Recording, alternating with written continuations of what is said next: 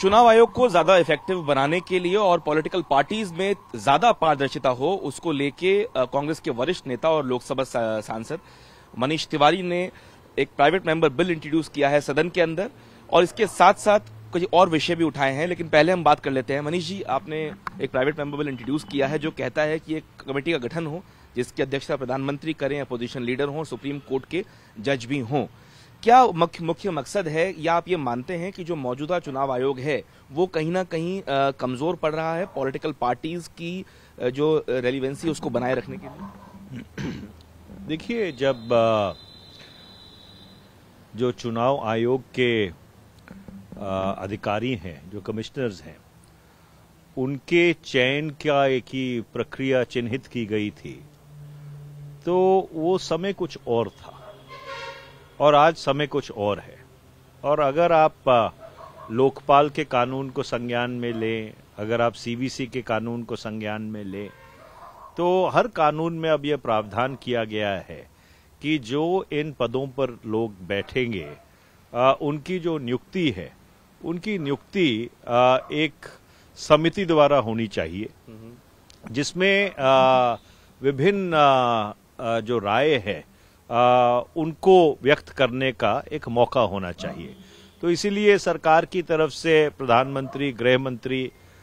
विपक्ष की तरफ से विपक्ष के नेता, लोकसभा में, राज्यसभा में भारत के मुख्य न्यायाधीश, 2 और सुप्रीम कोर्ट के सिटिंग जजेस, इस तरह की समिति का प्रावधान मैंने अपने प्राइवेट मेंबर्स बिल में किया है कि इनको, जो चीफ इलेक्शन कमिश्नर है और इलेक्शन कमिश्नर है, उनको नियुक्ति करने का अख्तियार दिया जाना चाहिए एक संवैधानिक संशोधन करके। और उसके साथ साथ ये सुनिश्चित करना चाहिए कि जो एक बारी चीफ इलेक्शन कमिश्नर या इलेक्शन कमिश्नर बनता है या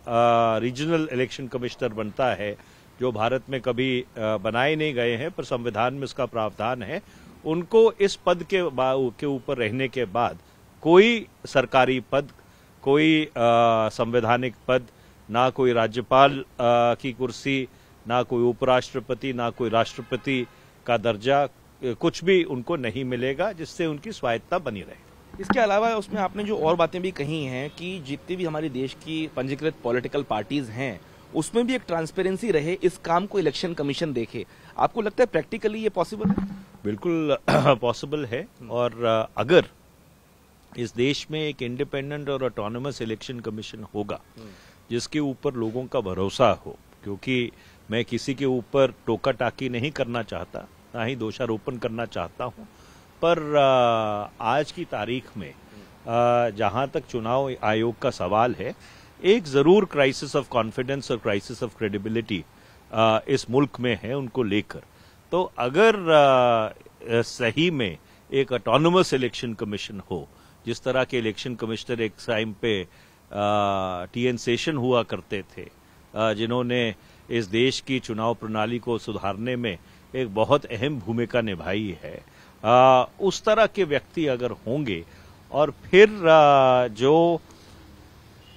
राजनीतिक दल हैं उनकी जो अंदरूनी प्रक्रिया है उसके ऊपर भी निगरानी रखने का काम चुनाव आयोग करेगी, तो जरूर इससे जो भारत का लोकतंत्र है वो और मजबूत होगा। इसको मैंने second wave of democratic reforms का दर्जा दिया है। जब भारत ने 1952 में ये तय किया था कि हर भारतीय जो 21 वर्ष से ऊपर है उसको मताधिकार मिलेगा, तो उस समय भारत में 84% असाक्षरता थी, इलिटरेसी थी। और उस समय वो एक बहुत बड़ा क्रांतिकारी कदम था कि सारे भारतीयों को, ना उनका जात, धर्म, ना इकोनॉमिक स्टेचर, ना एजुकेशनल स्टेचर, कुछ भी ना देखते हुए उन सबको मताधिकार दिया गया था। अब समय आ गया है 70 वर्ष बाद कि वो जो भारत का लोकतांत्रिक ढांचा है, उसको जो राजनीतिक दल अंडरपिन करते हैं, उनकी भी जो अंदरूनी लोकतंत्र है उसके ऊपर उसको भी और स्वायत्त बनाने की जरूरत है, और उसके ऊपर भी एक्सटर्नल मॉनिटरिंग की जरूरत है। आप जब इलेक्शन कमीशन की बात कर रहे हैं तो घूम फिर के बात आखिरकार वहीं पहुंच जाती है ईवीएम को लेके। वो कहीं ना कहीं उसकी जो निष्ठा है, उसके ऊपर जो विश्वास है लोगों का, वो उससे भी कहीं इसको जोड़ के देखा जा सकता है। देखिए, ईवीएम एक अलग सवाल है। ईवीएम अकेला सवाल नहीं है चुनाव आयोग का जो आज क्राइसिस ऑफ कॉन्फिडेंस है, पर ईवीएम एक बहुत ही महत्वपूर्ण सवाल है, क्योंकि सवाल ये नहीं है कि ईवीएम रिग किया जा सकता है कि नहीं किया जा सकता। हाँ। सवाल ये है कि एक धारणा है कि ईवीएम को गेम किया जा सकता है, और अगर लोगों का विश्वास किसी प्रक्रिया पे ना हो, उनके मन में यह आशंका हो, शक हो कि भाई इन मशीनों से कोई छेड़छाड़ की जा सकती है, तो मुझे आज तक नहीं समझ आया कि चुनाव आयोग ईवीएम का इतना बड़ा वकील क्यों बना हुआ है। चुनाव आयोग को तो चुनाव कराने हैं, चाहे वो ईवीएम से कराए और चाहे वो बैलेट के जरिए कराए।